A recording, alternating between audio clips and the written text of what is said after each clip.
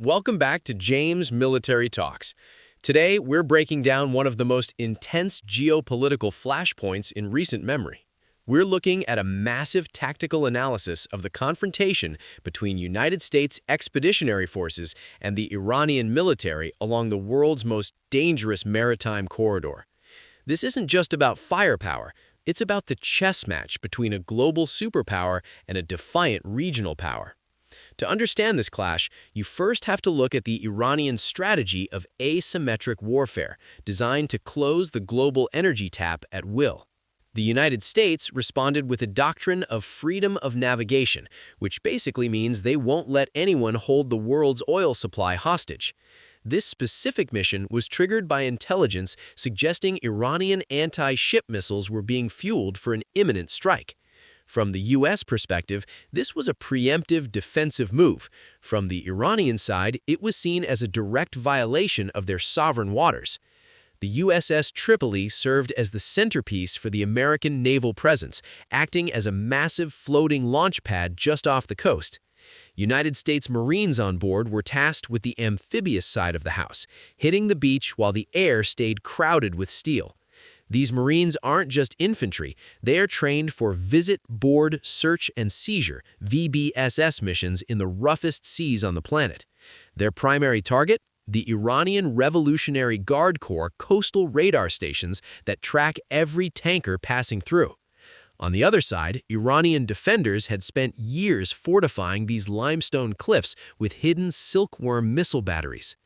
At Camp Campbell, the U.S. 101st Airborne, the Screaming Eagles, prepped for a massive long-range vertical insertion. The logistics of flying 4,000 American soldiers halfway across the world to jump into a live fire zone is a nightmare of coordination. Every soldier's pack was a modular survival kit, tailored for high-heat environments where water is more valuable than gold. The U.S. military relies on redundancy, meaning every piece of gear has a backup and every backup has a plan. Meanwhile, Iranian tactical doctrine focused on swarm tactics, using small, fast boats and mobile launchers to confuse American sensors. This created a high-stakes game of hide-and-seek, where the United States used satellites to peek under the Iranian camouflage. The American air crews prepped their M240 machine guns, which provide a cone of fire to keep defenders pinned down during a landing. Captain James Harlan was the face of the tactical command, balancing the aggression of the mission with the safety of his troops. On the naval side, Chief Petty Officer Marcus Hayes ensured that the U.S. Navy and the 101st Airborne were speaking the same tactical language. Without this joint integration, American forces would risk friendly fire in the chaotic, narrow corridors of the Strait. As the sun began to set, the U.S. Air Armada, a mix of Black Hawks and Chinooks, ignited their engines for the final push. The sound of those rotors is what military analysts call acoustic terror, a psychological signal that the American hammer is about to fall. Iranian electronic warfare units tried to jam the GPS signals of the approaching U.S. fleet, creating a digital fog over the water. However, American pilots are trained in analog navigation, using terrain features and dead reckoning to stay on course. As the Black Hawks crossed the line of departure, the Iranian Air Defense Systems (AD) went into high alert. The U.S. used electronic countermeasures (ECM) to flood Iranian screens with ghost targets, hiding the real 4,000 soldiers. When the first American boots hit the soil, it wasn't a slow crawl, it was a high-velocity breach. Fast roping allows the U.S. to put a squad on the ground in a hot LZ without the helicopter ever touching the landing gear to the dirt. Iranian forces responded with localized counterattacks, using their knowledge of the rugged terrain to ambush the U.S. advance. But the U.S. had the advantage of persistent surveillance, with drones overhead feeding live video to the commanders. The Chinooks dropped off sling-loaded Humvees, giving the American infantry a mobility advantage over the static Iranian bunkers. This multi-domain approach meant the Iranian defenders were being hit from the sky, the sea, and the land simultaneously. United States Rangers moved like ghosts through the shadows, disabling Iranian communications before the alarm could be fully raised.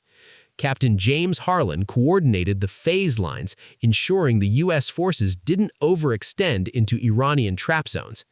In the center of the conflict, the 101st Airborne engaged in close-quarter battle, CQB, to clear out Iranian command nodes.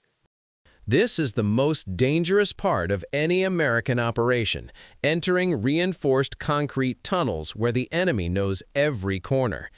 The Iranian strategy relied on holding these bunkers long enough to cause a war of attrition and drain U.S. resolve. But the U.S. momentum was non-linear, attacking from multiple directions, so the Iranian defense had no front line to hold. One by one, the Iranian radar hubs, the eyes of the regime, were blinded by American precision charges. As the radars went dark, the Iranian anti-ship missiles became dumb fire weapons, unable to lock on to the tankers in the strait.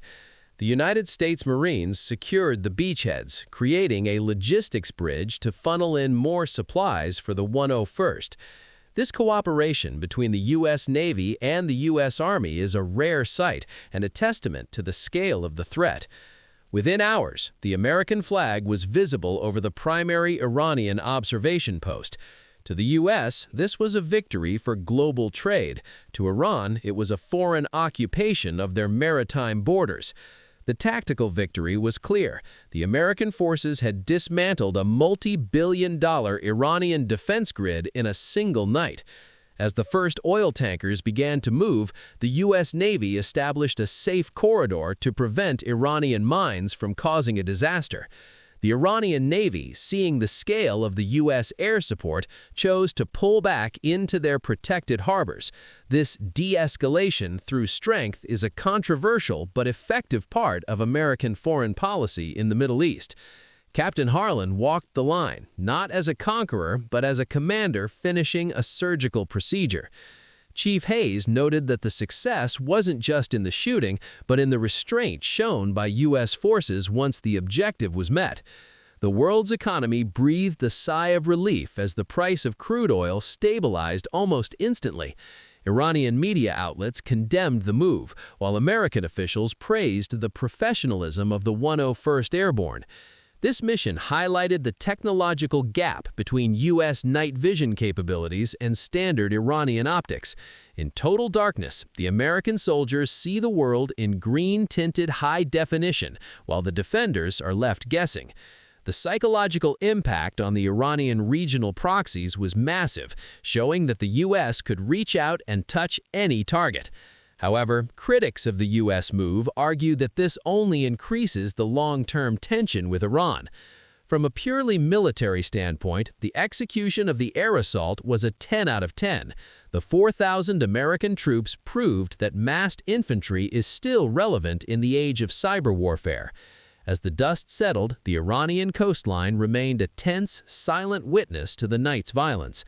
The U.S. didn't stay to occupy, they came to neutralize and withdraw, a classic raid structure. This keeps the American footprint small while still achieving the strategic goal of an open Strait of Hormuz. The first tankers passing through the strait honked their horns, a signal of recognition for the U.S. presence. For the sailors on those ships, the American flag on the cliffs meant they wouldn't be spending the night in an Iranian prison. The U.S. commanders emphasized that the open sea belongs to everyone, a principle they were willing to fight for. Behind the scenes, Iranian diplomats were already working on a response, shifting the battle from the kinetic to the political. But on the ground, the kinetic phase was over, and the United States had the upper hand. Captain Harlan's final radio transmission, "Mission Complete," signaled the end of one of the fastest U.S. operations in history. It was a clear message to Iran: the United States can and will project power at the speed of flight. The 101st Airborne's return to the USS Tripoli marked the beginning of the retrograde phase. Even in withdrawal, U.S. combat air patrols, or CAP, stayed over the strait to ensure no Iranian retaliation. This continuous coverage is what makes American operations so difficult to counter. The Iranian regime was left to pick up the pieces of their coastal defense network. Meanwhile, the American public saw images of a secured coastline and a flag snapping in the wind. It's a visual narrative of strength that the U.S. uses to deter future conflicts without full-scale war.